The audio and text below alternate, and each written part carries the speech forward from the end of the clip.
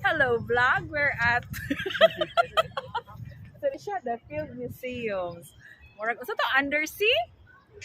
Ano sa to? Shed man na ito. Shed, katong dito sa Nagalibot shed. diri puro mga museum. So kana siya abot sa mga museum basta na sa gawas gid ka afford. Mahal kayo. Pinato Ayaw wala labi pa lang sige lang kay kwarta. Dili pa balo nga wa may kwarta. Wala pa rin namang libre no sa sunod. Okay, di ba?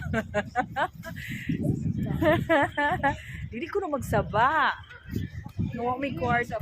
Arabi sa gawas. Sorry sa gawas. Poster na poster. Dayon, ato ta sa Shed Museum kay muna siya ang murag aquatic aquarium. So, man siya underwater sa lake. Underwater na aquarium. Pero, mahal tayo. 100 plus gihapon sa badang mahalan. O dili lagi ko no. Saan mo na ang amo lang pero doon ba na man libre.